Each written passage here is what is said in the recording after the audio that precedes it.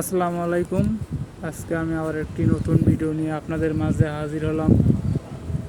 আজকের মেন টপিকটি হচ্ছে 65 দিন থেকে ৭৭ দিন হাঁসের বাচ্চা কত বড় হয়েছে এবং তার পরিচর্যা কিছু নিয়ম কারণ আছে, এগুলো আপনারা মেনে চলাবেন। হাঁসের বাচ্চাগুলো অনেক বড় হয়েছে। আর হাঁসের বাচ্চা তো আপনারা জানেনই যে পাশি রাকিব চ্যানেলে 6টি হাঁসের বাচ্চা প্রথম ছিল, এখনও 6টি আছে। একটা হাঁসের বাচ্চা নষ্ট হয়নি এবং মাঝে মাঝে অন্য কোনো হাঁসের বাচ্চার ভিডিও ছাড়ি, আরও ছাড়বো। এখন তো হাঁসের বাচ্চা বর্তমানে 6টায় আমিও পালতেছি। হাঁসের বাচ্চার যে 6টা সাইজ অনেক সুন্দর, কোনো বড় ছোট নাই। এগুলো যে খানা খাচ্ছে, আপাতত এখানে ভাত দেওয়া আছে, আপনারা ভাত দিবেন। বড় হয়েছে তো ভাত দিবেন, ধান দিবেন, ছাড়ি দিবেন, তাহলে আর কি সবুজ ঘাস খাবে, এতে খাদ্য কম বাঁচবে। আপাতত ফিড বন্ধ আছে। এই ঝড়ি বৃষ্টির দিনে ভিডিও ছাড়ার সময় হয় না। আপনাদের কাছে ভিডিও ছাড়তেছে, আপনারা কেউ সাবস্ক্রাইব করেন না আমার চ্যানেলটি। আগে বলি, আপনারা যদি নতুন হয়ে থাকেন তাহলে আমার চ্যানেলটি দয়া করে সাবস্ক্রাইব করবেন।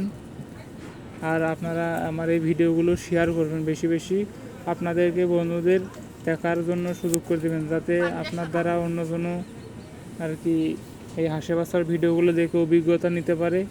তাহলে হাঁসের বাচ্চা কোনো নষ্ট হবে না, হাঁসের বাচ্চার আয় উন্নত হবে। আর চীনা হাঁসের বাচ্চাগুলো অনেক বড় হয়েছে যেহেতু, আর এই হাঁসের বাচ্চাগুলো একটু সুবিধা আছে, বৃষ্টি বাতালের সময় এগুলো বাড়ির আঙিনার সমান থেকে কোনোটায় যায় না, ঘরের আনসায় থাকে।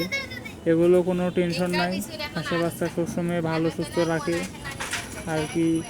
এই যে বৃষ্টির সময় আপনারা হাঁসের বাচ্চা ধরে থুবেন, ছাড়বেন না, ছাড়লে পরে বিপদ। হাঁসের বাচ্চা কুকুর ধরতে পারে। আর আরেকটা কথা, আপনারা যে হাঁসের বাচ্চা যে জায়গায় থাকেন ওই জায়গাটা পরিষ্কার পরিচ্ছন্নতা রাখবেন, যাতে হাঁসের বাচ্চা রোগ বালাই কম হয়। এই সময় রোগ অসুখ হয়, হুট করে গরম, হুট করে ঠান্ডা, এর কারণে হাঁসের বাচ্চা রোগ ধরে। আপনারা এদিকটা খেয়াল রাখবেন। অনেকেরই বলে প্যারালাইসিস রোগ হয়, প্যারালাইসিস। আমি যেহেতু প্যারালাইসিসের যখন বাচ্চা থাকে 15 থেকে 20 দিন, তখন আপনারা এই প্যারালাইসিস একটা ওষুধ আছে, এটা আপনারা খেলাবেন, একটা পাতা আছে। বা হাঁসের বাচ্চার জন্য এগুলো দেওয়া ছিল, ভিডিও আছে, আপনারা এই ভিডিওটি দেখবেন। শেষের দিকে প্রায় ভিডিওটি আছে, আপনারা দেখে নিন। আর যাদের হাঁসের বাচ্চা ছোটো আছে, আপনারা আমার সাথে যোগাযোগ করবেন, কমেন্ট করবেন হাঁসের বাচ্চা কার কত বড় হয়েছে আর কতদিন বয়স, কী ওষুধ খাবেন না খিলাবেন সেদিকটা জানাবেন আমাকে। আমার হাঁসের বাচ্চার এই জায়গায় তো দেখলেন ছোট থেকে বড় হয়েছে, এই জায়গায় এখনও এই জায়গায় আছে।